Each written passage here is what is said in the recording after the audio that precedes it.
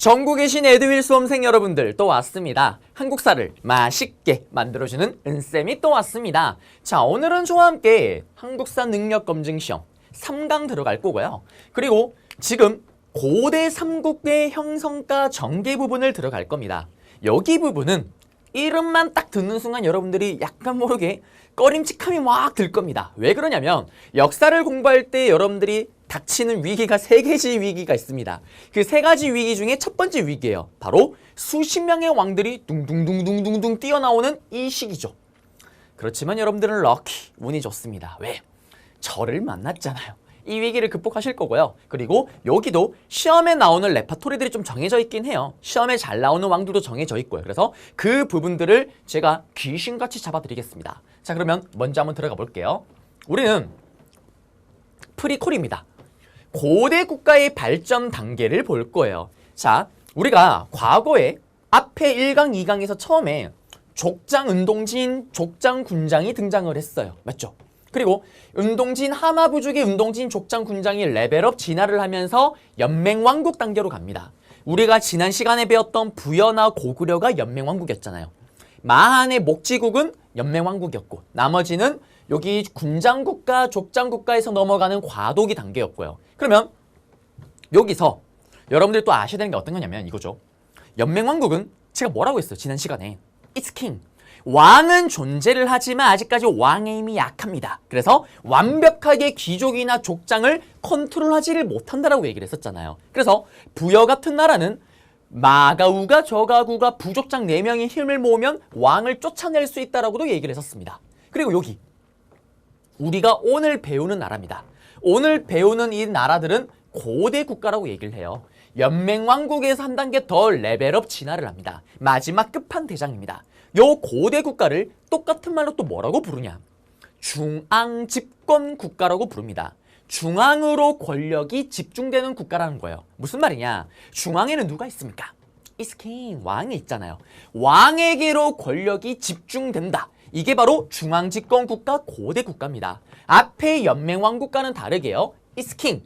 왕은 존재를 하면서 왕이 완벽하게 밑에 있는 귀족장들, 이 부족장들을 완벽하게 컨트롤하는 게 바로 고대 국가다라는 거. 자, 그러면 프리콜에서도 뭘 하셔야 되냐면 시험에 나오진 않습니다. 그렇지만 여러분들이 여기 이 시기를 파악하기 위해서는 꼭 하나 알아야 되는 게 있습니다. 프리콜이에요, 프리콜. 자, 우리가 흔히 고대 국가, It's king, 왕의 힘이 폭발적으로 강하다라는 중앙집권 국가라면 그 국가, It's king, 왕의 힘이 강하다라면 갖춰야 되는 요소가 4가지가 있어요.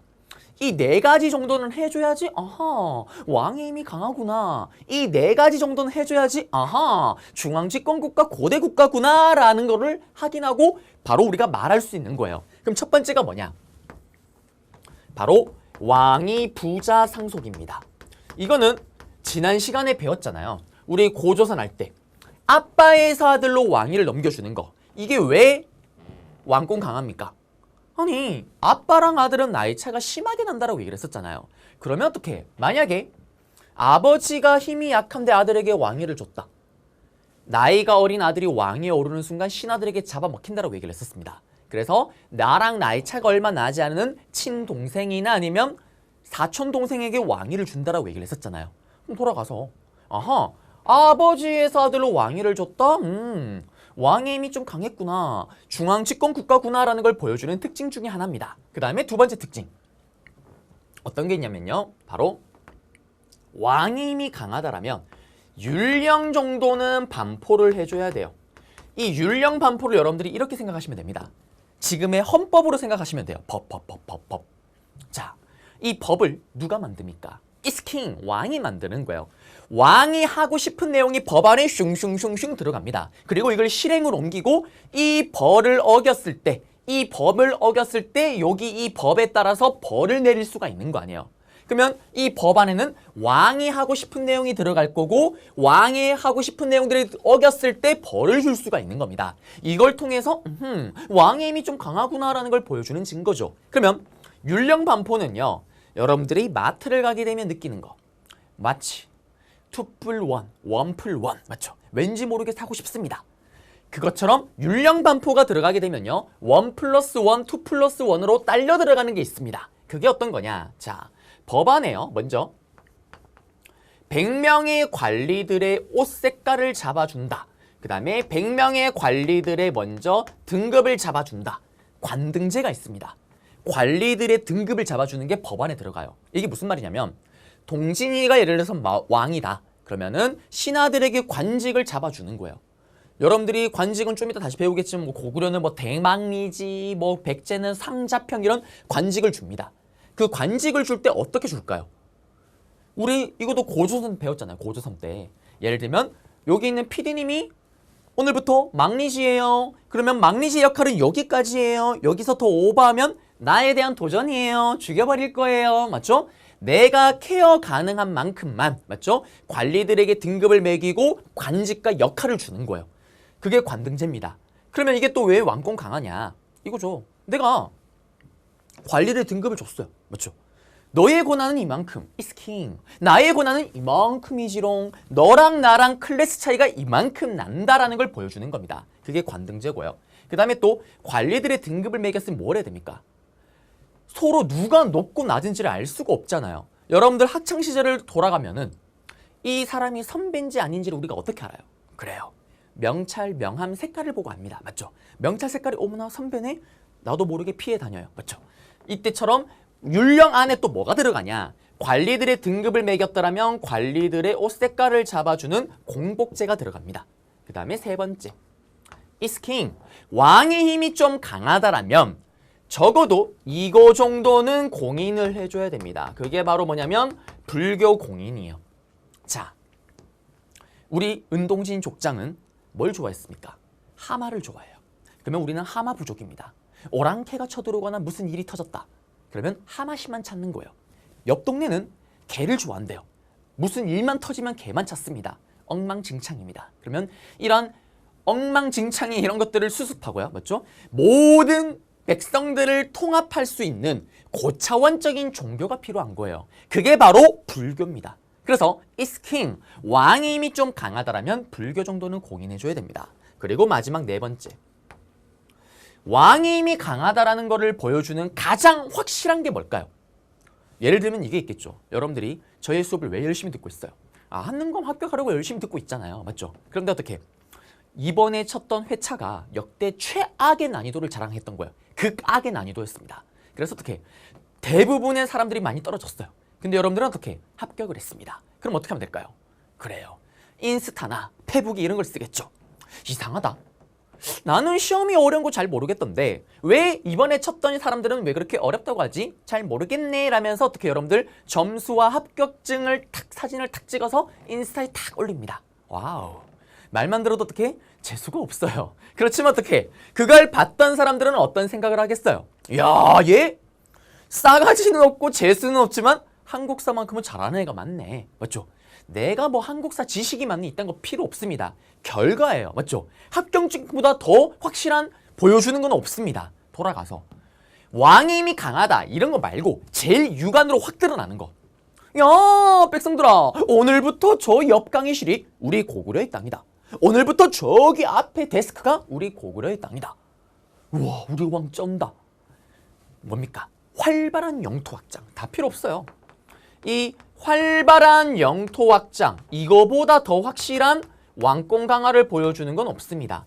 그래서 우리가 뭘 배우는 거예요? 학창시절 어릴 때 넓은 땅을 개척했었던 강개토 대왕, 장수왕, 그 어릴 때 미친 듯이 외웠었잖아요. 그게 이것 때문에 그런 것입니다. 그래서 요 네 가지가 중앙집권 국가, 고대 국가라면은 갖춰야 되는 요소예요. 그러면서 고구려 백제 신라가 이 요소를 갖춰가면서 왕의 힘이 강해지고 나라 힘이 강해집니다. 그리고 이거를 만들어가는 왕들을 또 아셔야 되는 거예요. 자, 그러면 예전에 최근 10회분 말고 예전에 과거의 문제에서는 중급 레벨에서는 이걸 문제를 낸 적이 있긴 해요.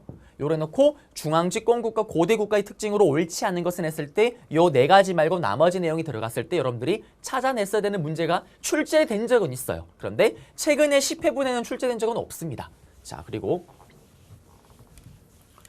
이제 우리는 삼국의 성립부터 가볼게요. 자, 가시게 되면 고구려의 일대왕이 누굽니까? 고구려의 일대왕은 동명성왕, 우리 고주몽아치입니다. 맞죠? 고주몽을 동명성왕이라고도 부르는 거예요. 그리고 고주몽이 어디서 도망을 쳤어요? 우리가 지난 시간에 배웠지만 부여에서 왕따를 당하죠. 왜? 눈을 감아도 백발백중, 뒤로 싸도 백발백중. 그래서 어떻게? 부여의 왕자들로부터 슈퍼 왕따를 당하면서 부여에 있던 사람들을 데리고 같이 도망을 칩니다. 그리고 압록강에 살고 있던 사람들과 함께 힘을 모아서 고구려를 오픈하죠. 그리고 고구려의 2대 왕이었던 유리왕이 있습니다. 이 유리왕은 딱 하나만 기억하시면 돼요. 원래 고주몽이 오픈을 했었던 수도였던 졸본성에서 국내성으로 천도했다라는 것만 아시면 됩니다. 지금 계속 프리퀄이에요. 프리퀄. 자, 그리고 이때 하나 알아야 되는 게 있는데요. 잘생긴 사람이 나왔습니다. 맞죠? 요 무덤을 잠깐 봐주시고요. 네, 선생님이 제가 직접 예전에 동진이와 함께하는 역사 탐방 중국을 갔었던 거예요. 아직도 한 명이 기억이 납니다. 이 학생. 그래요. 이 학생은 유일하게 저를 쳐다보고 저의 강의를 듣지 아니하고요. 땅바닥에 개미를 세고 있었어요. 그래서 아직도 기억이 납니다. 자, 물론 여러분들의 지금 시선이 여기로 가겠지만 이해해요. 그렇지만 여기를 보지 마시고 요거 잠깐 봐주시고요. 자, 그리고 갔던 겁니다. 네, 또 갔어요. 네, 그리고 또 운동진과 함께 했던 투어. 오셰득 셰프하고도 한판 붙었습니다. 이겼어요. 물론 최연석 셰프한테는 졌지만 이겼습니다. 이 당시 때. 폭발적인 인기를 누렸던 상품이에요. 자, 넘어가서요. 자, 요거 아까 잠깐 무덤을 기억해달라고 얘기를 했었죠. 그리고 이제 백제로 왔습니다. 백제는요. 온조왕이라 아까 봤던 2대 왕, 고구려의 2대 왕이었던 유리왕과의 스토리가 있어요. 자, 한번 가볼게요. 프리퀄입니다. 프리퀄. 고주몽이요. 아까 부여에서 왕따를 당했다 그랬잖아요. 그러면서 어떻게 에라이 도망갑니다. 도망을 가요. 도망을 가면서 어떻게 이때 사실은 자기 와이프가 있었던 거예요. 도망칠 때. 그리고 그 와이프가 고구려에서 결혼했었던 부여에서 결혼했었던 와이프가 임신을 하고 있었습니다. 그러면서 사랑하는 나의 와이프, 당신은 날 따라오지 마시오. 당신이 따라오게 되면 당신도 위험하지만 뱃속에 있는 우리의 아기도 위험하오. 일단 기다리고 있으시오. 그러면서 칼을 빵 부러뜨리고 칼 반쪽을 줍니다. 그리고 태어난 아이가 나중에 아들이라면 이 칼을 들고 나를 찾아오라 하시오. 그리고 도망을 갑니다. 그리고 고구려를 오픈하는 거예요. 고구려를 건국하고 나서 세장가를 갑니다. 그리고 세장가를 가서 자식을 2명을 낳아요. 그게 바로 누구냐면 비류와 온조입니다. 비류와 온조는요, 당연히 왕자잖아요. 다음에 왕이 될 준비를 하면서 열심히 공부를 하고 있었어요. 그러던 어느 날 갑자기 한 아이가 찾아옵니다. 파파, 당신의 아들, 당신의 칼. 오, 마이 선, 잊고 있었던 나의 아들 마이 선. 장하다, 여기까지 왔구나, 장하다. 네가 다음 왕. 그 다음 왕이 바로 2대 왕 유리왕입니다. 앞에서 봤었던 졸본성에서 국내성으로 수도를 천도했었던. 그러면 이때 온조와 비류는 어떻게 되는 거예요? 졸지에 배다른 형이 등장을 했잖아요. 이런. 그러면서 밑으로 도망가 버리는 거예요, 또. 자, 여기까지 보면은 정말 우리 역사니까 이런 거지만 실제로는 막장 드라마에 나올 만한 스토리입니다. 맞죠? 자, 그러면서 비류와 온조가 밑으로 내려가요. 그러면서 형이었던 비류는 지금의 인천의 자리를 잡아요. 그리고 온조 같은 경우는 어디에 나라를 오픈하나, 이 백제를. 여러분들 초딩 때 여러분들의 심장을 뛰게 만드는 바로 너구리가 있는 그곳, 바로 잠실역 부근의 롯데월드 부근에 백제를 오픈하게 되는 겁니다. 그리고 인천의 나라를 오픈했었던 형이었던 비류는 조석의 간만의 차가 너무 심해서 나라가 망해버려요. 그러면서 동생에게로 합류를 합니다. 그게 바로 온조예요. 그럼 이 얘기를 제가 왜 했냐면 시험에 나오니까 얘기를 했겠죠. 자, 이 온조는 기본적으로 고구려 계통이잖아요. 맞죠? 고구려에서 도망을 친 거예요. 고구려 사람들을 데리고. 근데 고구려가 또 부여에서 내려왔잖아요. 그래서 좀 큰 틀에서 보게 되면 부여와 고구려 계통의 유이민들이 내려와서 한강 지역에 있던 사람들과 힘을 모아서 만든 게 바로 백제가 되는 겁니다. 맞죠? 자, 그러면 역사는 제가 뭐라고 얘기를 하냐면 팩트잖아요. 팩트. 이런 증거가 있어야 될 거 아니에요. 그 증거가 바로 이 무덤입니다. 우리가 흔히 이거를 석촌동 고분이라고 얘기를 해요. 석촌동이 어디냐면 그 롯데월드가 있는 곳에 보면은 석촌호수역이 있습니다. 맞죠? 대표적인 또 데이트 코스예요. 석촌호수역에서 롯데월드에서 한 15분, 20분 걸어가면 큰 공원이 있어요. 그 공원에 있는 무덤이에요. 이 무덤이 우리 앞에 봤던 무덤은 고구려의 장수왕의 무덤으로 추정되는 장군총이고요. 이 무덤은 백제의 최고의 정성기를 이끌었다라는 근초고왕의 무덤으로 추정되는 또 석총동 고분입니다. 근데 봐요. 아까 장군총이랑 무덤을 비교했을 때 무덤 스타일이 똑같잖아요. 여기는 위에 날라갔기 때문에 좀 작은 거예요. 그래서 이걸 통해서 뭘 할 수 있냐? 고구려와 백제 왕의 무덤의 스타일이 똑같네. 아하, 같은 계통이구나 라는 걸 보여주는 증거입니다. 그러면 시험에 나오면 어떻게 나오냐? 앞에 봤던 장군총의 무덤과 여기 근초고왕의 무덤, 석총동 고분 장군총 두 개를 던져놓고 다음 유물을 통해서 알 수 있는 내용으로 옳은 것을 했을 때 정답이 뭘까요? 고구려 유이민 계통이 백제 건국에 기여했구나. 찾으면 정답이 되겠습니다. 맞죠? 그리고 시험에 어렵게 나올 때 어떻게 나냐면 백제는요. 수도를 총 3번 옮겨요. 3번. 이 3번 옮기는 거를 좀 기억을 하셔야 됩니다. 물론 오늘 다 잡아드릴 거예요. 위웅사, 위웅사, 위웅사. 위례성, 한성, 롯데월드에서 웅진으로. 그리고 사비로. 위웅사, 위웅사, 위웅사. 어느 왕 때 어떤 스토리가 있었기 때문에 이걸 옮길 수밖에 없었는지를 정리를 하셔야 됩니다. 제가 잡아드릴 거예요. 자, 그리고 우리는 계속 프리콜인데요. 여기서도 중요한 게 뭐냐면 시험에는 결국에는 각 나라의 정성기 왕들이 시험에 나와요. 그러면 각 나라의 정성기는 기준점을 어떻게 잡아야 되냐? 한강을 보셔야 됩니다. 한강을. 한강을 누가 가지고 있냐에 따라서 그 나라의 정성기인지 아닌지를 확인할 수가 있는 거예요. 예를 들어서 고구려가 한강을 가지고 있네요. 고구려 정성기입니다. 신라가 한강을 가지고 있네요. 신라의 정성기인 거예요. 그러면 한강이 왜 중요하냐? 시험에 안 나와요. 그냥 듣고 흘리세요. 왜 중요하냐면 한강은 우리나라 한반도 교통의 요지입니다. 한가운데 위치하고 있잖아요. 맞죠? 그 다음에 또 지금은 빌딩 숲이지만 옛날에는 어땠을까요? 제가요. 처음으로 이렇게 상경을 해서 지하철 2호선을 탔을 때요. 아직도 기억이 나요. 탔을 때 2호선을 타게 되면 이렇게 한강이 바로 보이는 역이 있잖아요. 이렇게 지나가면서. 그때 태어나서 처음으로 한강을 본 거예요. 그때 서울 토박이 친구가 있었습니다. 그 친구가 아직도 기억나요. 이렇게 얘기를 했어요. 야, 영모야, 대박. 왜 동진아, 호야, 대박. 야, 서울은 다르다. 야, 서울. 야, 서울은 무슨 안에, 도시 안에 바다가 있다. 바다. 했던 기억이 나요. 그 정도로 큽니다. 지방에서 올라와서 처음으로 한강을 보면 정말 커요. 처음에 바다인 줄 알았어요. 그러자 우리의 영호가 차분하고 침착하게 저를 버리고 다음 칸으로 넘어갔습니다. 그리고 제가 소리를 지르니까요. 옆에 앉아있던 사람들이 저를 약간 무슨 도라이처럼 쳐다봤던 그 눈빛 아직도 기억이 나요. 지금은 빌딩 숲이에요. 옛날엔 다 뭐였을까요? 다 농경지입니다. 농사가 잘 돼요. 그러니 어떻게 사람들이 구름대처럼 모여서 살겠죠. 인구가 많습니다. 그 다음에 또 노를 저으면요. 어디로? 항해안, 서해안에 배를 띄워서 노를 저으면 다이렉트로 중국으로 갈 수가 있습니다. 제일 선진국이라는 중국으로 바로 건너가서 선진 문물을 가지고 들어올 수도 있는 거예요. 그래서 한강이 그렇게 중요한 거고 이걸 차지하려고 삼국이 그 난리 부르스를 치는 겁니다. 자, 그러면 이 한강을 기준점으로 생각하시면 되는 거고요.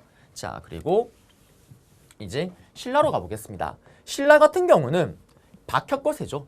근데 우리는 박혁거세가 세웠니 이런 거는 문제를 내지는 않습니다. 그럼 뭘 주목을 했냐면 이거죠. 바로 왕호 변천 과정을 여러분들이 좀 정리를 하셔야 돼요. 이거를 외우라는 건 아니고요. 자, 신라라는 나라는 경주, 제일 구석의 짱 동남쪽에 치우쳐져 있다 보니까 백제나 고구려보다는 나라의 발전 속도가 많이 늦었어요. 늦다 보니 처음부터 바로 왕이라는 칭호를 사용하지는 못하고 거서간, 차차웅, 이사금, 마립간, 왕의 형태로 자꾸자꾸 이렇게 변화를 합니다. 오늘 이사금에서 마립간, 왕으로 바뀌는 거 다 배울 거예요. 그런데 이거는 시험에 나오면 어떻게 나오냐? 이거를 통째로 다 줘버려요. 이거를. 그래놓고 어떻게 되냐? 다음과 같은 왕호 변천이 있었던 나라에 대한 설명으로 옳은 것을 했을 때 여러분들이 신라와 관련된 내용을 찾게 되면 정답이 되는 거예요. 맞죠? 그래서 여기 내용 또 잡아드렸습니다. 그러면 이거 던졌을 때 문제가 정답이 뭘까요? 화랑도가 있었다. 신라잖아요. 골품제도가 있었다. 신라잖아요. 찾으면 정답이 되는 거예요. 자, 그리고 이제 본격적으로 한번 시작을 해보겠습니다. 자, 먼저 1에서 3세기인데 고구려가 먼저 중앙집권 국가체제로 다져나가기 시작을 해요. 그러면서 우리는 태조왕을 한번 보겠습니다. 이 태조왕 같은 경우는 고구려의 6대 왕이에요. 6대 왕. 근데 좀 재밌지 않나요? 뭐가 재밌냐면 나만 재밌겠죠 또 여러분들은 재미가 하나도 없겠지만 자 우리가 흔히 태조왕이라는 칭호는 언제 써요? 태조왕건, 태조이성계 보통 1대 왕에게 그 칭호를 붙입니다. 그런데 우리 앞에 봤잖아요. 고주몽은 동명성왕이었어요. 동명왕. 근데 태조왕 같은 경우는 6대 왕입니다. 근데 여기 태조라는 칭호를 붙여준 거예요. 그럼 이걸 통해서 뭘 할 수가 있냐? 1대 왕에 버금갈 만큼 큰 일을 했기 때문에 태조왕이란 칭호를 줬던 겁니다. 6대 왕임에도 불구하고요. 무려 120년을 살았대요. 자 그러면 이때 어떤 내용이냐면 여러분들 기본 레벨에서는 태조왕을 가지고 문제를 내진 않아요. 거의 안 냅니다. 최근 10회분 동안 태조왕을 문제로 낸 적은 없어요. 다만 다른 왕 문제가 나올 때 오답선지로 태조왕의 업적이 들어갈 수는 있겠죠. 그러면 태조왕이 뭘 했냐면 일단 여동을 공격해요. 여동을 공격했고요. 여동 쪽에 특히 예전에 기억나세요? 그거 한나라가 만들었던 고조선을 멸망시켜 만들었던 4개의 식민지 기구 있잖아요. 그 중에 여동 쪽에 있었던 게 현도군입니다. 여기를 공격을 했던 거고요. 그리고 항상 고구려 밥이었던 옥저를 아흥 먹어버립니다. 이게 뭐예요? 우리 활발한 영토 확장이냐, 활발한 영토 확장. 활발한 영토 확장을 했는 걸 기반으로 왕이 부자 상속은 못하지만 형제 상속입니다. 그리고 예전에는 부족장들이 여러 부족장들이 돌아가면서 왕을 배출했다라면 이제는 한 개 부족에서만 왕을 배출하는 겁니다. 그게 게르브 고시예요. 그리고 오부 체제 딱 5개 부족으로 완벽하게 이제 딱 컨트롤을 딱 시켜놓는 거예요. 자 그냥 이런 것들이 있었다라는 거고 요거는 그냥 흘려도 무방합니다 사실은. 자 그리고 태조왕을 해드렸고요. 에듀윌 유료 회원만의 특별한 서비스.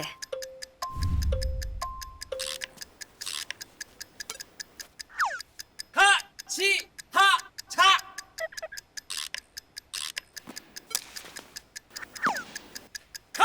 하치하차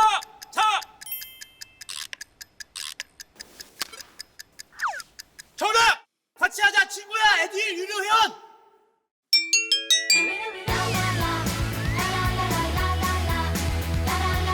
친구 소개하고 현금 받는 혜택. 오직 에듀윌 유료 회원에게만. 에듀윌. 그리고 두 번째 보시게 되면 자 여기가 보시면 한사군 정확하게 위치를 놓고 아직도 역사 박사님들이 싸우고 있긴 해요. 그런데 일반적으로 여기 지역의 한사군이 낙랑군, 밑에 진범군, 임둥군, 그리고 여기 위쪽 국내성 쪽에 현도군이 있었다라고 생각을 하시면 됩니다. 그래서 앞에 봤던 지금 여기 있던 태조왕이 요 현도군 쪽을 공격하고 있었던 거고요. 국내성이 수도였잖아요. 맞죠? 그러면서 여기 일대를 공격하고 있었다 이렇게 보시면 됩니다. 자 그리고 이제 고국천왕이에요. 고국천왕은 여러분들이 좀 잡아두셔야 됩니다. 자 그러면 여기는 판서로 잠깐 가볼게요. 자 고국천왕인데 여러분들 고국천왕은 왠지 모르게 이름부터 고구려틱하지 않나요? 나만 그렇나요? 왠지 이름부터 고구려틱합니다. 내가 바로 고구려의 하늘과 같은 왕이다. 내가 바로 고구려의 하늘과 같은 왕이다 라는 왕이 바로 고국천왕입니다. 그러면 이 고국천왕은 어떤 스토리가 있었냐? 자, 먼저 내가 바로 고구려의 하늘과 같은 왕이다. 그러면 누구부터? 일단 신하부터 잡아야 됩니다. 신하를 잡기 위해서 뭘 하냐? 바로 우리 앞에서 기억나세요? 고국천왕은 9대 왕이에요. 태조왕이 6대 왕이고 그러면 태조왕이 아까 앞에 부족을 5부족으로 딱 컨트롤했다고 했잖아요. 5개 부족으로 딱 잡아놓은 거예요.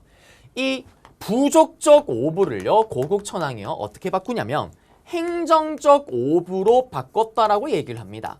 행정적 5부로요. 선생님 이게 무슨 말인지 모르겠어요. 자, 이 5개 부족이 있었는 거예요. 이 5개 부족이 각각 따로 움직이고 있었던 거예요. 왕이 완벽하게 컨트롤하지를 못합니다. 근데 내가 바로 고구려의 하늘과 같은 왕이다. 신하들아 내 말 잘 들어라 라면서 어떻게 이제는 왕이 만든 행정구역 안 속에 5개 부족을 딱딱딱 편입을 시키는 거예요. 따로 독립적으로 놀던 애들을 왕이 만든 행정구역 안으로 5개 부족을 편입을 시킨 겁니다. 왕이 이미 강했다는 걸 보여주는 증거죠. 그리고 내가 바로 고구려의 하늘과 같은 왕이다. 하늘과 같은 왕이니까 어떻게 드디어 왕이 부자 상속을 이때 이뤄냅니다. 그렇지만 여기서 제일 중요한 건 이거예요. 고국천왕이 했던 법이 있습니다. 을파소라는 신하가 건의를 해서 진행했던 법이에요. 그 법 이름이 뭐냐? 바로 진짜 큰맘 먹고 베푸는 법. 진짜 큰맘 먹고 베푸는 진대법이라는 거를 시행을 합니다. 이게 뭐냐? 자, 여러분들이 열심히 농사를 지었어요. 농사를 짓다가 어떻게 농사가 개폭망을 해버린 겁니다. 완전 말아먹었어요. 망했어요. 그럼 어떤 일이 벌어져요? 손가락만 쪽쪽쪽쪽 빨겠죠. 그때 국가가 쌀을 빌려주는 거예요. 그리고 그 다음에 농사가 잘 되거나 이럴 때 이자를 쳐서 받는 게 진대법입니다. 국가가 직접 쌀을 빌려주는 거예요. 자, 그러면 이게 왜 중요하냐면 봐요. 농사가 망하면은 밑에 있는 농민들은 먹고는 살아야 될 거 아니에요. 그러면은 먹는 걸 어떻게 해결할까요? 동네에 있는 귀족들에게 찾아가서 쌀을 빌리겠죠. 그 쌀을 빌리는 순간 어떻게 될까요? 갚을 수가 있다 없다? 없습니다. 마치 사채와 똑같아요. 이자를 갚을 수가 없겠죠. 못 갚는 순간 그 귀족들이 뭐가 될까요? 쌀을 빌린 농민들은 싹 다 노비가 되는 겁니다. 자, 여러분들 요거 하나 기억하셔야 돼요. 수능이 아니죠. 한능검 시험이 끝나는 그날까지 여러분들은 노비는 사람이다 사람이 아니다 사람이 아닙니다. 사람이 아니죠. 소, 말, 돼지처럼 사고 파는 동물과 똑같은 거예요. 자, 그러면 여러분들이 집에 기르는 애완동물이 혹시 세금을 내요? 주인님 멍멍 세금 낼게요 멍멍 안 이러잖아요. 맞죠? 원래 농민은 국가의 세금을 내는데 노비가 되는 순간 국가의 세금을 안 내는 거예요. 국가 입장에서는 손해잖아요. 그러니 내가 바로 고구려의 하늘 같은 왕, 내가 백성들에게 쌀을 빌려준다. 큰맘 먹고 진짜 베푸는 진대법을 시행해서 어떻게? 쌀을 빌려줬던 겁니다. 그러면 그 쌀을 빌려받은 농민들은 어떻게 될까요? 고국천왕, 왕에 대한 충성심이 불타오르겠죠. 자, 그래서 요게 고국천왕의 업적이고요. 을파소의 진대법은 진대법만을 가지고 시험에 단독으로 나오기도 해요. 진대법 아까 제가 얘기했던 을파소 이름 고국천왕 내용 나오고 다 줍니다. 찾아라. 진대법 찾으면 정답이에요. 그 다음에 또 진대법 설명을 다 줘요. 어떻게 나오냐? 다음 제도가 있었던 나라에 대한 설명으로 옳은 것을 했을 때 여러분들이 아하 진대법 고구려의 내용을 찾으면 되죠. 소옥제라든지 제가회의라든지 이런 거 찾으면 정답입니다. 끝났어요.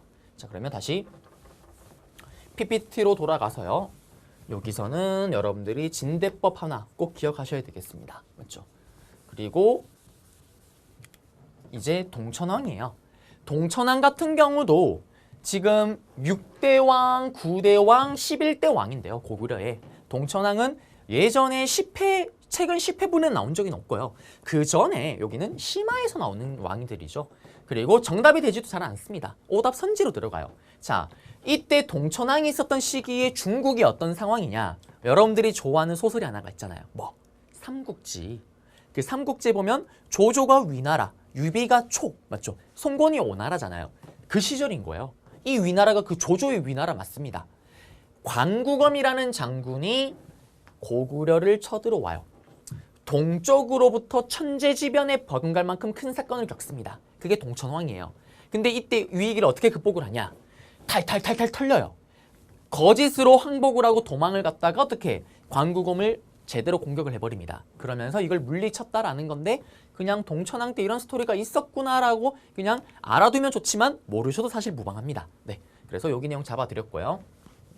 자, 그리고 이제 백제의 고이왕을 보겠습니다. 고이왕 같은 경우는 백제 입장에서는 고이 모셔야 되는 왕입니다. 사실 시험에 고이왕이 단독으로 출제되진 않습니다. 그렇지만 고이왕의 업적 같은 경우는 오답 선지로 들어갈 수가 있어요. 그래서 정리를 하긴 하셔야 되는데 그냥 이런 일이 있었구나 정도로만 기억하시면 됩니다. 먼저 고구려는 고국천왕 때 왕이 부자 상속을 했지만 백제는 아직 부자 상속까지는 아니고요. 고이 모시되는 고이왕 때 형제 상속으로 들어갑니다. 나중에 근초고왕 때 와서 왕이 부자 상속이 되는 거고요. 그리고 고이왕을 왜 고이 모셔야 되냐? 율령을 반포해요. 기억나세요? 율령을 반포하게 되면 1+1, 2+1으로 어떻게 관리들의 등급을 매기는 관등제, 관리들의 등급을 매겼으면 옷 색깔을 잡아주는 공복제가 들어간다고 얘기를 했습니다. 16개 관직, 그 다음에 육자평이나 높은 사람, 그리고 활발한 영토 확장을 했죠. 고이 모셔야 됩니다. 왜? 활발한 영토 확장. 마한 중에 목지국 맞죠? 사만 전체를 통틀어서 유일하게 왕이 있던 나라가 목지국이었습니다. 여기를 공격했다라는 거. 그리고 낙랑군과 대방군 또 공격했다라는 거. 네, 요 정도로만 좀 아하 이런 게 있구나 정도로만 보시면 되고요. 그 다음에 이제 우리는 금강가야로 한번 가보겠습니다. 자, 그리고 이제 가야입니다. 가야는 시험에 또 단독으로 나와요. 자, 가야가 예전에 어떤 지역이었어요? 우리 지난 시간에 했었습니다. 가야가 있던 곳은 바로 변안이었죠. 아, 이런 변태 오타쿠. 아, 이런 변태 오타쿠. 변태니까 구석에 짱 박아둔다라고 얘기를 했었어요. 맞죠? 무슨 변태? 철변태입니다. 철변태. 철이 썩어난다라고 얘기를 했잖아요. 농사는 당연하거니와 철도 썩어나는 거예요. 그래서 그 변안 지역에 있었던 구야국이 나머지를 아흥 먹으면서 등장한 게 바로 가야입니다. 근데 여러분들이 하나 기억해야 되는 게 가야는 연맹왕국이다라는 거. 자, 가야는요 고구려 백제 신라와는 다르게 중앙집권 국가로는 성장하지를 못해요. 연맹국가로 그냥 끝나버립니다. 왜? 제대로 된 중앙집권 국가가 등장할 만하면은 어떻게? 굳이 그럴 필요가 없는 거예요. 등장할 만하면은 그럴 필요가 없는 거예요. 무슨 말이냐? 가야 지역은요 예전부터 변한 지역 맞죠? 농사는 당연히 잘 되거니와 철도 썩어나요. 굳이 하나가 될 필요성을 못 느끼는 거예요. 다 따로따로 움직이는 개인 플레이입니다. 아, 내가 낸데 쟤랑 나랑 왜 하나가 돼야 되나 안 한다. 그러면서 다 따로 움직이는 영맹체제입니다. 그래서 시험에 나오는 가야는 금강가야, 대가야 두 개밖에 없어요. 그런데 그 외에도 아라가야니, 성상가야니 가야는 많습니다. 그러면 그러한 가야 연맹 체제지만 단체로 뭔가 외교 활동을 한다든지 아니면 철을 대량으로 수출할 때는 누군가가 대표해서 나서면 좋잖아요. 그래서 그 대표였던 가야를 가야연맹의 맹주라고 부릅니다. 그 시험에 나오는 가야 두 개가 바로 초기 가야연맹의 맹주, 후기 가야연맹의 맹주가 되는 거예요. 첫 번째가 바로 금강가야입니다. 여기 나오는. 금강가야가 바로 초기 가야연맹의 맹주가 되는 거예요. 그러면 이 금강가야는 시험에 나오면 어떻게 나오냐? 설명이 나와요. 삼국유사를 보게 되면 가락국기라는 부분이 있습니다. 여기에 김수로가 어쩌고 샤랑샤랑샤랑 꿀랑꿍 이런 내용이 나와요. 그러면 여기 이 자료와 관련된 나라에 대한 설명으로 옳은 것을 했을 때 여러분들이 금강가야를 물어보고 있구나. 금강가야 내용을 찾아야 되는 겁니다. 정답이 될 수 있는 거. 중앙집권체제 또는 연맹왕국으로 머물렀다. 중앙집권체제로 성장하지를 못하였다. 발전하지 못하였다. 둘 다 정답이 될 수가 있는 거죠. 가야는 연맹왕국으로 끝났다고 얘기를 했었잖아요. 그리고 가야는 무슨 변태? 철변태. 예전에 변함도 마찬가지입니다. 철이 썩어나니까 맞죠? 철 원자재인 덩이새를 마치 화폐처럼 사용한다라고 얘기를 했었어요. 그 다음에 또 낙랑군 우리 앞에서 한사군이라고 얘기를 했었잖아요. 낙랑군의 위치가 여기쯤에 있습니다. 맞죠? 가야가 여기 있고요. 그러면 이 철이 썩어나니까 이 철을요. 여기 이렇게 낙랑군에 갖다 팔고 또 일본에도 갖다 팝니다. 그래서 어떻게 되냐? 바로 이 금강가야는 초기의 가야연맹은요. 맞죠? 이 철들을 어떻게 했습니까? 바로 낙랑군가 외에 수출을 했다라는 거. 그러면서 중간에 또 물건을 가지고 와서 중개무역을 또 주도하기도 했다라는 거. 그러면 금강가야가 시험 문제로 나올 때 정답으로 제일 잘 걸리는 거. 요거 덩이새를 만들어 화폐처럼 사용하였다. 낙랑가 외에 철을 수출하였다. 찾으면 가야 문제의 또 정답이 될 수도 있는 겁니다. 맞죠? 그리고 가야는 이런 유물을 던져놓기도 해요. 무슨 말이냐면 이런 철과 관련된 유물 던져놓고요. 가야 설명 몇 개 해놔요. 그래놓고 다음 나라와 관련된 설명으로 옳은 것을 했을 때 여러분들이 또 가야 내용인 걸 알고 가야에 대한 걸 찾으면 정답이에요. 자, 그러면 여기는 그냥 다 가야의 대표적인 유물인데요. 보시면 철을 원자재처럼 덩이새인 이거를 화폐처럼 썼다고 얘기를 했을 거예요. 철이 썩어나니까 온몸에 휘감습니다. 철이 썩어나니까 어떻게 말에게도 뒤집어 씌우는 거예요. 이게 다 가야다라는 거. 네. 자, 그리고 이제 4세기로 들어갑니다. 4세기로 들어가시게 되면은 미천왕부터 또 시작을 할 거예요. 미천왕은 고구려의 아까 우리 6대, 9대, 11대 좀 시간이 많이 흐릅니다. 이제 미천왕 같은 경우는 고구려의 16대 왕이에요. 아주 미쳐버렸던 왕입니다. 미천왕은 뭐다? 아주 미쳐버렸던 왕이에요. 왜 미쳐버리냐? 칠판으로 또 가보겠습니다. 자, 이 고구려의 고국원왕 이어서 미천왕은요. 자, 어떤 일이 생기냐면 서안평이라 그래서 여기에 서안평이라는 곳을 털어버립니다. 그 다음에 또 기억나세요? 여기에 있던 낙랑군을 아흥 먹어버려요. 그러면서 어떤 일이 생기냐? 이 미천왕 때는요. 사실 고구려와 밑에 백제가 있었지만 둘이 아무런 문제가 없었던 이유가 뭐냐면 이 낙랑군이 약간 완충지대 역할을 했던 거예요. 근데 미쳐버렸던 미천왕이 여기에 있었던 서안평가, 여기에 있었던 낙랑군을 아흥 먹어버리면서 고구려와 백제가 이제 어떻게 될까요? 영토가 서로 맞닿게 되는 거예요. 그러면서 어떤 일이 생길까요? 우와, 전쟁이 이제 벌어지게 됩니다. 그러면서 여기 미천왕의 스토리를 잡아드렸고요. 잠깐 보시면은 여기는 기본 레벨에서는 시험 문제 정답이 되는 경우는 없어요. 그런데 심화 레벨에서는 미천왕이 사실 정답보다는 여기도 오답 선지로 들어가요. 서안평을 점령하였다, 낙랑군을 축축하였다. 요게 다른 왕 문제가 나올 때 오답 선지로 들어갑니다. 그래서 요거는 한번 미천왕 때구나라는 건 정도로만 기억하시면 되고요. 지도를 잠깐 보시면은 낙랑군의 위치가 여기입니다. 맞죠? 그리고 여기 보시면 대방군이 보일 거예요. 여기 있던 진범군이 대방군으로 이름이 바뀌는 거고요. 서안평이 여기에 위치하고 있습니다. 맞죠? 낙랑군을 아흥 먹으면서 이제 백제와 고구려가 영토가 서로 맞닿게 되는 거예요. 맞죠? 그 역할을 했던 게 바로 고구려의 아주 맺혀버렸던 미천왕입니다.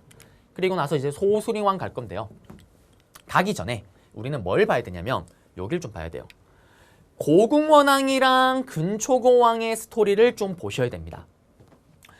자, 지금 보시게 되면 고궁원왕이랑 근초고왕이랑 동시간대 같이 맞물려 있고요. 그리고 근초고왕이랑 소수리왕이랑 동시간대 같이 맞물려 있습니다. 맞죠? 그리고 내무왕이랑 강개토대왕이랑 같은 시기 맞물려 있어요. 요거를 잡으셔야 되는 건데 먼저 고궁원왕과 근초고왕의 스토리를 한번 잡아보겠습니다.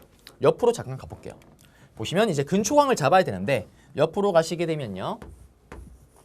자, 고궁원왕부터 가보겠습니다. 고궁원왕은 어떤 왕이냐? 여러분들 왠지 모르게 또 이름부터 고구려틱하지 않나요? 저만 그렇나요? 왠지 모르게 이름이 대빵대빵 고구려틱합니다. 맞죠? 자, 근데 고국천왕이랑 헷갈리면 안 돼요. 고국천왕은 내가 바로 고구려의 하늘과 같은 왕이다. 이 고궁원왕은 대빵 원망스럽게 죽은 왕이에요. 대빵 원망스럽게 죽은 왕입니다. 제가 볼 때는 역대 모든 왕들을 통틀어서 불쌍하기로는 거의 넘버 빅3 안에 들어간다? 거의 제가 볼 때 넘버 1이에요. 어떤 슬픈 스토리가 있었냐? 고궁원왕이 있을 때요. 중국에 전년이라는 오랑캐들이 있었어요. 얘들이 쳐들어옵니다. 야호 야호 야호 야호 신나게 털어버려요. 고궁원왕이 탈탈탈탈 털립니다. 그러면서 어떤 일이 생기냐? 본인의 아버지였던 미쳐버렸던 미천왕, 아버지 무덤을 털리면서 아버지 시신을 뺏겨요. 아버지 시신을 뺏기는 건 당연하거니와 본인의 와이프와 본인의 친엄마 미천왕의 부인이죠. 전년에게 붙잡힙니다. 그리고 수만 명의 백성들, 자기 부하들 다 잡혀요. 그러면서 이때 고궁원왕 잘못했다. 전년 잘못했다. 너 말 잘 들을게. 미안하다. 잘못했다. 그러면서 굴욕적으로 전년의 비위를 맞춰주면서 이걸 수습해 나갑니다. 그리고 어머니 같은 경우는 시간이 많이 흘러서 돌아오지만 와이프는 돌아오질 않는 거예요. 이런 위기를 겪습니다. 이렇게 고구려 고궁원왕이 탈탈탈탈 털리고 있는 동안 남쪽에는 백제는 누가? 백제의 최고의 정성기를 이끌었다라는 근초고왕. 처음으로 정성기를 이끌었던 바로 백제의 근초고왕이 등장을 합니다. 이때 근초고왕은 백제 입장에서는 고이 모셔야 되는 고이왕. 고이왕이 목지국을 아흥 먹었잖아요. 맞죠? 점령을 했었고 밟았는데 이때 근초고왕은 어떻게? 마한 전체를 싹 다 먹어버립니다. 전라도 전체를 먹어버리는 거예요. 자, 그러자 이제 다시 고구려 돌아갑니다.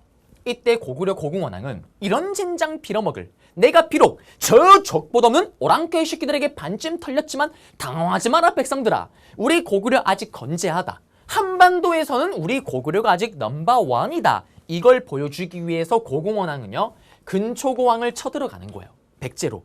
그런데 전혀 예상치도 못하게 고궁원왕이 근초공왕에게 박살이 납니다. 서로 놀래요. 고구려는 뭐지? 백제가 저렇게 힘이 강했던가? 근초공왕은 뭐야? 고구려 저렇게 힘이 약했어? 이상한데? 고궁원왕 믿을 수 없다. 다시 간다. 또 가요. 또 갔다가 또 박살이 납니다. 그러자 고궁원왕 뭐지? 백제가 왜 저렇게 힘이 세지? 그러면서 근초공왕 뭐야? 고구려? 찐따네. 대빵 힘이 약하네. 뭐야? 별거 없네. 이번엔 우리가 간다. 그러면서 근초공왕이 대군을 끌고 쳐들어갑니다. 이때 고궁원왕이 어디서? 바로 평양성이라는 곳에서 근초공왕을 맞이하죠. 그렇지만 이때 고궁원왕 백제군이 쏜 활에 헤드샷 머리를 맞아버리는 겁니다. 그래서 콸콸콸콸콸 눈물을 흘리면서 죽음을 당하게 된 거죠. 평양성에서 고궁원왕이 전사를 하는 거예요. 엄청난 큰 사건입니다. 왜? 왕이 지금 전쟁 중에 갑자기 죽어버렸잖아요. 설마 고궁원왕이 전쟁하기 전날에 신하들아 백성들아 큰일 났죠. 나 다음날 전쟁하다 죽을 거야. 마음의 준비를 하렴. 이러고 죽었나요? 갑자기 훅 죽어버린 거예요. 그러면서 고구려는 어떻게 됩니까? 국가적인 위기에 빠지게 되는 거고요. 백제는 근초공왕은 이걸 바탕으로 어떻게 해? 최고의 정성기로 치닫게 되는 겁니다. 북쪽으로 치고 올라가게 되는 거고요. 그리고 어떻게 해? 중국의 요서, 배를 타면 저절로 간다라는 중국의 쌍둥반도, 그리고 당시 중국에 있었던 나라였던 저와 이름이 똑같았던 동진과 교류를 하고요. 그리고 백제 근초공왕 때 일본으로 갑니다. 일본의 규슈라는 지역으로 진출을 해요. 그리고 여기 갈 때 그냥 가지를 않습니다. 근초고왕이 일본 왕에게 줄 선물을 챙겨요. 그게 바로 무엇이냐? 그래요. 이렇게 생긴 칠지도입니다. 이렇게 생긴 칠지도. 이걸 딱 주로 가는 거예요. 자, 이 칼은요. 칠지도 7개 칼날이 달린 건데 지금 현재 과학기술로도 100% 복원이 불가능하다고 얘기를 합니다. 칼 안에 글귀가 다 새겨져 있는 거예요. 자, 이 칼을 준 거예요. 갑니다. 야, 일본에 도착을 했어요. 야, 여기 일본 외항 어디 있는데? 우기기. 저예요. 일본 외항이에요. 달려옵니다. 맞죠? 이때 기록을 보게 되면 일본과 우리는 클래스가 달라요. 우리가 어떻게 이 칠지도를 전해주러 일본에 갔을 때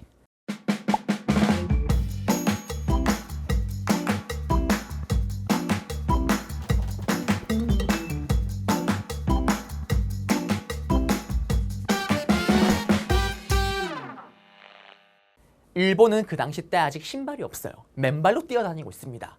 그리고 기록을 보면 그 당시 때 아직 숟가락도 없어요. 무슨 인도처럼 손으로 퍽퍽퍽 신나게 밥을 먹습니다. 이때 어떻게? 야, 네가 왜 왕이니? 접니다. 어허, 우리 백제 사신단이다. 우리 백제 근초왕인 니들에게 선물을 주란다. 라면서 이 칼을 탁 주는 거예요. 이 칠지도. 지금으로 치면 명품 가방에 버금가는 명품 칼. 이 칼을 받는 순간 일본이 어떻게 될까요? 스고이 데스요. 아이시대루 난리가 납니다. 하트 뿅뿅뿅뿅뿅뿅. 이 칼을 받은 뒤부터 어떻게? 백제는 일본을 엄청나게 따르게끔 만들게 되는 거예요. 반대로 생각하면 일본이 이 칼을 받은 뒤부터 바로 백제를 사랑하는 존재가 되는 겁니다. 나중에 백제가 망했을 때도 일본에서 모든 가용한 군대를 다 끌고 도와주러 가요. 그리고 아름답게 같이 박살이 나는 정말 아름다운 나라. 그렇죠? 이때부터다라는 거. 시험에 나오면 어떻게 나올까요? 이 칠지도를 문제를 내기도 해요. 요거 던져놓고 다음 자료와 다음 유물과 관련된 탐구활동으로 옳은 것은 누구와 누구의 교류입니까? 백제와 일본과의 교류 찾으면 정답이 되겠죠. 자, 그리고 이걸 바탕으로 근초고왕은 뭐랍니까? 왕이 부자 상속을 이때 이뤄내는 거예요. 고구려는 내가 바로 고구려의 하늘과 같은 왕이다. 고국천왕 때 부자 상속. 백제는 근초고왕 때. 그리고 이때 역사책을 써요. 요걸 또 기억을 하셔야 돼요. 심화는 역사책을 가지고 정답으로 많이 내요. 기본은 그렇진 않지만요. 자, 최고의 정성기입니다. 백제의 역사상 가장 넓은 영토를 차지했던 거예요. 자랑하고 싶을 거 아니에요. 맞죠? 자랑하고 싶으면 어떻게? 자서전처럼 역사책을 쓰는 거예요. 바로 고흥이라는 아저씨를 시켜서 석이라는 역사책을 썼던 게 바로 백제 근초고왕 때다라는 거. 요거 잡아드렸습니다. 그러면 여기는 지도를 통해서 다시 한번 볼게요. 자, 보시게 되면은 평양성에서 고궁원항을 전사시켰고요. 요서지방, 쌍둥반도, 통진, 그리고 일본의 규슈, 칠지도를 전해줬습니다. 맞죠? 시험에는 이 지도를 던져놔요. 다음 지도와 같은 정세 때 볼 수 있는 내용으로 옳은 것은 지금 한강이 누구한테 넘어갔습니까? 바로 한강이 백제한테 있잖아요. 백제의 정성기 근초고왕의 정성기인 겁니다. 그러면 이때 내용을 찾게 되면 정답은 뭘까요? 평양성에서 고구려의 고궁원왕이 전사하였다. 찾으면 정답이 되는 겁니다. 맞죠? 찾으면 정답이 되는 거예요. 자, 그리고 이제 소수림왕으로 들어가 보겠습니다. 소수림왕부터는 그래요. 아껴뒀던 슈퍼 아이템을 쓸 때가 왔어요. 자, 이 슈퍼 아이템인데요. 보시게 되면요. 이게 빼야 되는데, 네, 그렇죠. 이게, 어이구. 자, 이거인데요. 네, 이게 제가 중국에서 또 구매를 했는 또 슈퍼 아이템입니다.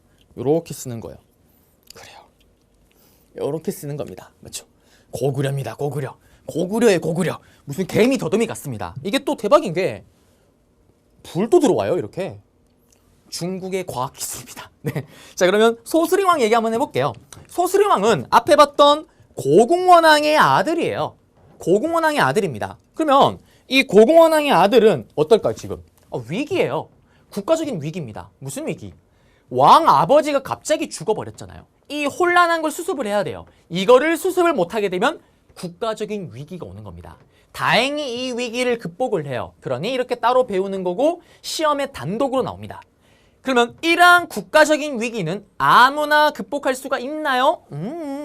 오로지 누구만이? 소수만이 이 위기를 극복할 수 있습니다. 소수림왕. 소름 돋았던 소수림왕 왕권강한 3단 콤보 이제 들어갈 거예요. 자, 먼저 첫 번째. 먼저 신하들아 백성들아 당황하지 마라. 우리 아버지가 돌아가셨지만 나 아직 건재하다. 먼저 일단 신하들부터 마음을 다잡아야 돼요. 신하들아, 우리 힘을 모아서 이 위기 한번 극복해보자. 나에게 힘을 조금만 실어달라. 그러면서 율령을 반포합니다.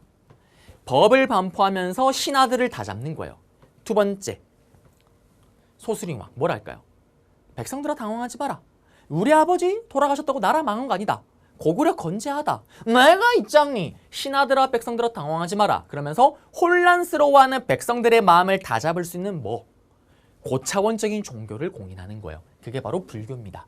그 다음에 또 아버지가 중국 전년에게 그리고 백제 근초고왕에게 탈탈탈탈 털렸잖아요. 맞죠? 그거를 수습하기 위한 그 두 번의 큰 전쟁에서 패하면서 수많은 인재가 죽었을 거 아니에요. 그 인재를 기르기 위해서 태학이란 학교를 만듭니다. 근데 이거는 수도였던 국내성에 있었던 학교예요. 자, 무슨 말이냐? 소름 돋았던 소수림왕, 소름 3단 콤보, 왕권강화 3단 콤보. 일단 율령 법을 만드는 건 여러 명의 왕이 만들 필요가 있어요. 똘똘한 왕만이 만들면 됩니다. 그 왕은 똘똘한 왕, 아주 소수에 불과하겠죠. 소수림왕 율령 반포. 불교를 공인하는 거 여러 명의 왕이 공인할 필요가 있어요? 없습니다. 똘똘한 왕 한 명이 그냥 공인하면 되는 거예요. 소수만이 공인할 수가 있습니다. 소름 돋았던 소수림왕 불교 공인. 국내성에 있었던 학교, 국내성에만 있었기 때문에 많은 사람들이 입학을 못하고요. 국내성 주변에 있던 소수만이 입학할 수 있었습니다. 소름 돋았던 소수림왕, 소름 3단 콤보 다 잡아드렸어요. 시험에 나오면 어떻게 나올까요? 앞에 봤던 고궁원왕의 스토리가 나와요. 그래놓고 이거를 수습했던 아들, 왕. 다음 왕에 대한 업적으로 옳은 것을 했을 때 요거 중에 하나를 찾으면 정답이겠죠. 그 다음에 또는 이 세 개의 업적 중에 두 개가 제시문 박스에 들어가요. 다음과 같은 정책을 하였던 왕에 대한 내용으로 옳은 것을 했을 때 나머지 하나를 찾으면 정답입니다. 자, 그리고 백제는 근초고왕이 지나서 침류왕. 하나만 기억하시면 돼요. 불교를 공인했다라는 거. 침류왕 때요. 그 다음에 강개토대왕 내무랑입니다. 강개토대왕 내무랑은 둘이 같이 묶이는 스토리죠. 한번 가볼게요. 자, 강개토대왕인데 강개토대왕은 이미 다들 알아요. 여기 있는 것처럼 요동값 만주를 아흥 먹었습니다. 맞죠? 그러면 또 제가 또 중국에서 산 슈퍼 아이템 아까 봤더라면 또 있어요. 더듬이가 된 게 또 있습니다. 여기 또 불이 이렇게도 들어와요. 맞죠? 이렇게 들어옵니다. 또 한번 써볼까요? 그래요. 고구려입니다. 이걸 쓰면은 제 얼굴이 삐져 터질 것 같아요. 맞죠? 고구려입니다. 장수왕, 요동 장수왕의 아버지죠. 강개토 대왕은 어떻게? 저기 북쪽 요동만주를 아흥 다 먹었다라는 건데요. 자, 소수리왕이 죽고 나서 아들이 없었어요. 그래서 동생이었던 고궁양왕, 그리고 이어서 강개토 대왕입니다. 소수리왕이 빠르게 다시 왕권을 잡아놨기 때문에 강개토 대왕 때 그걸 바탕으로 이렇게 만주 대부분을 차지하는 활발한 영토 확장을 할 수가 있었던 거예요. 자, 그러면 여기도 잠깐 판서로 가면요. 자, 보시게 되면 강개토 대왕이요. 여동과 만주를 아흥 먹었어요. 그러면 이제 뭘 해야 될까요? 우리 할아버지의 복수, 고궁원왕의 복수를 하러 가야 될 거 아니에요. 그러면서 한강 유역에 다 차지하지는 못하고요. 한강의 이북 지역을 차지를 합니다. 한강의 북쪽 지역을 차지를 하는 거예요. 그러자 어떻게? 백제가 난리가 나죠. 백제가 자기 집 롯데월드 일대 부근의 절반을 뺏겨버린 거예요. 그러자 백제에서는 당황하지 마라 백제 백성들아, 똑같아요. 우리가 비록 저기 고구려에게 수도를 반쯤 뺏겼지만 한반도 이남 지역에서는 우리 백제 건재하다, 우리 아직 멀쩡하다, 이걸 보여줄 필요가 있는 거예요. 그래서 이때 백제가 누구를 치려고 하냐? 바로 신라를 공격하려고 하는 거예요. 신라를. 그러면서 이때 백제가 누구한테? 먼저 일본에게 연락을 해요. 왜한테? 야, 일본아, 야, 일본아, 내가 신라를 치러 갈게. 너 안 갈래? 가겠어요. 우! 벌써 배를 띄웁니다. 왜? 근초고왕이 칠지도를 준 뒤부터 일본은 백제빠입니다. 백제빠. 바로 가자. 배를 벌써 띄웁니다. 그리고 여기 있던 가야한테도 연락을 해요. 야, 가야야. 내가 신라를 치러 갈 거거든. 일본에게 연락을 했어. 일본 벌써 배 띄웠대. 너도 갈래? 이때 가야는 갈까 말까 고민 중입니다. 한편 배를 띄웠던 일본이 대박이에요. 경주 일대의 수도를 삥 둘러쌀 만큼 신라를 엄청 힘들게 만듭니다. 이때 신라의 왕이 누구냐? 바로 내무랑이에요. 내무랑. 지금 강개토 대왕이랑 동시간대에 맞물리는 왕입니다. 내무랑이에요. 이 내무랑은 동네 왕따가 따로 없죠. 백제와 가야가 언제 쳐들어올지 몰라요. 심지어는 일본 왜구한테도 탈탈탈탈 털립니다. 그러면서 어떻게? 이 위기를 혼자 극복하지를 못하는 겁니다. 그러면서 어떻게 할까요? 바로 북쪽에 있던 강개토 대왕에게 연락을 하는 거예요. 어떻게? 뇌물을 뿌잉뿌잉, 뇌물을 뿌잉뿌잉. 강개토 대왕님, 저 좀 도와주세요. 너무나 힘들어요. 응? 저 좀 한 번만 도와주세요. 저를 한 번만 도와주면 평생 당신의 노비로 살겠어요. 평생 당신을 섬길게요. 뇌물을 뿌잉뿌잉, 뇌물을 뿌잉뿌잉. 강개토 대왕에게 갖다 바칩니다. 그러자 강개토 대왕이 오케이, 잘 됐다. 이번 기회에 한반도 이남 지역에서도 우리의 힘을 좀 보여줄 필요가 있겠구나 라면서 대규모 군대를 끌고 내려옵니다.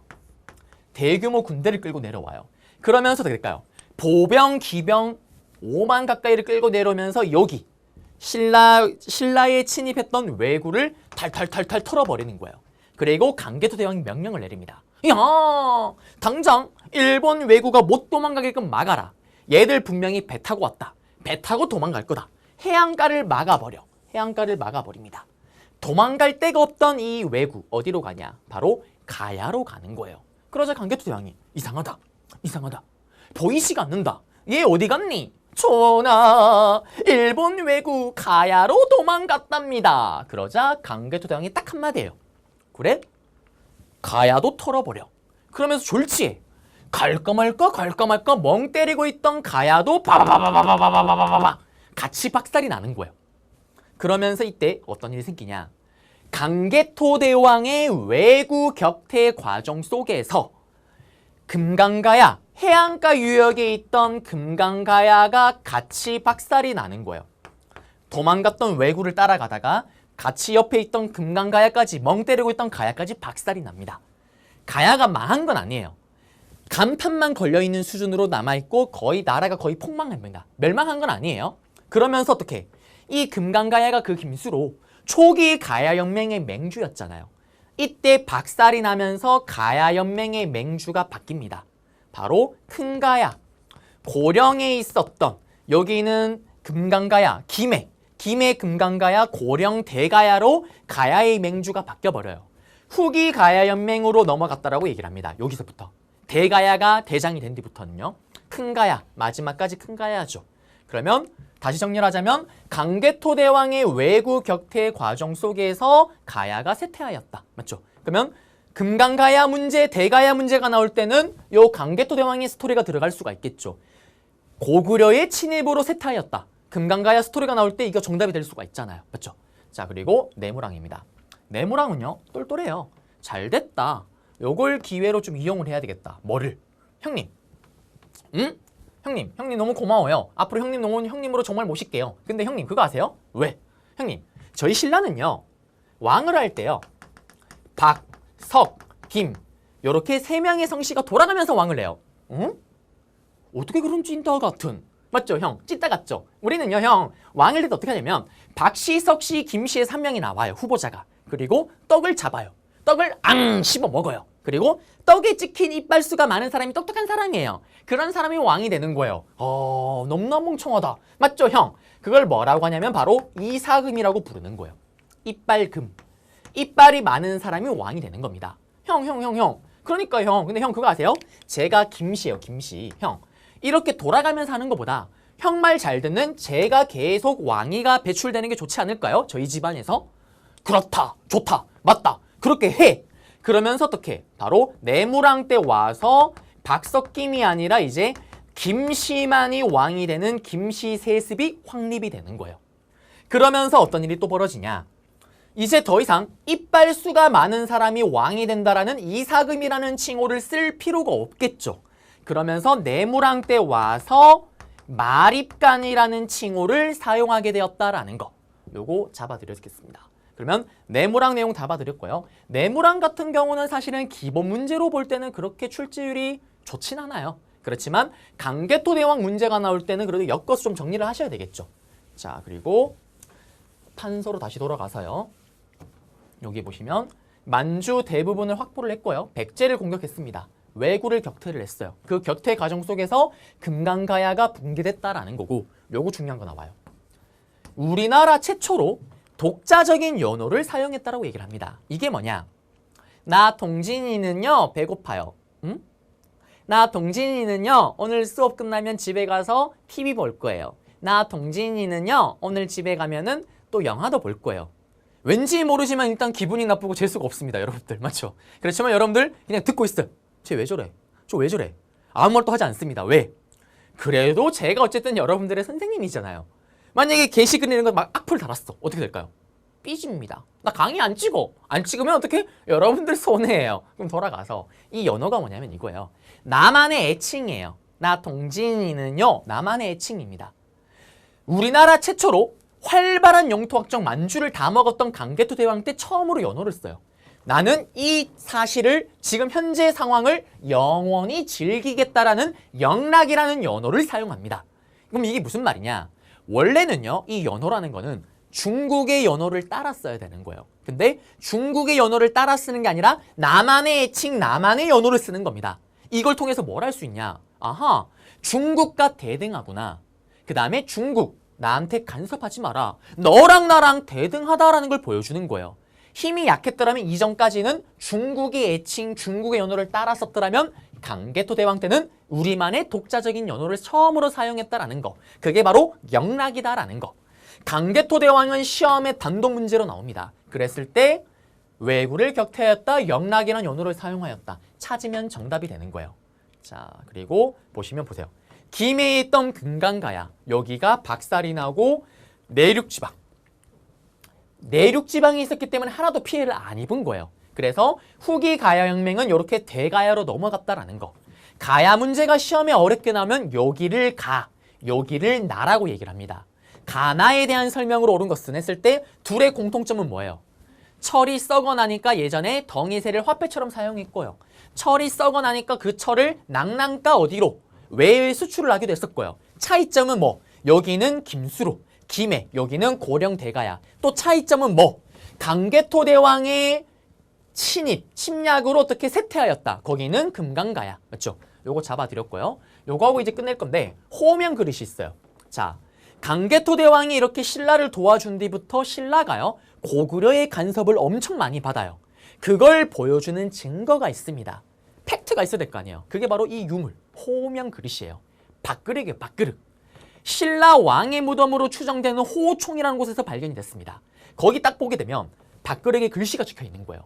이 글씨 내용이 어떤 내용이 적혀 있냐 이겁니다. 고구려의 강개토 대왕이 죽은 지가 3년이 지났대요. 그런데 그거를 슬퍼한다라는 글귀가 적혀 있는 거예요. 한마디로 제사 도구, 강개토 대왕에게 제사를 지내는 제사 도구가 발견이 된 거예요. 선생님, 뭐 어쩌라고요? 그게 아니고 봐요.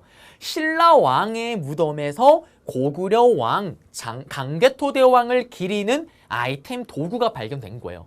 이걸 통해서 뭘 알 수 있나요? 아, 신라가 고구려의 간섭을 많이 받았구나.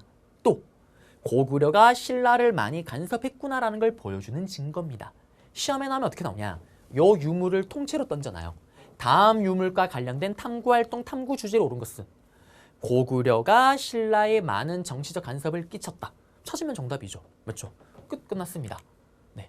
그리고 강개토 대왕 능비는 헷갈리면 안 되는 게 이거는 그의 아들이었던 장수왕이 아버지를 기리기 위해서 만든 거예요. 자, 그리고 이건 제가 갔던 거고요. 자, 그러면서 이제 내무랑 여기 있는 것처럼 김씨 왕위 세습권, 마립간 칭호 처음 사용했고 외구 격퇴했고 고구려의 강개토 대왕의 힘을 빌려서요. 진안 지역 대부분을 진압을 합니다. 그리고 이제 우리는 장수왕으로 갈 건데 여기는 끊었다가 이어서 장수왕부터 또 시작을 해보겠습니다.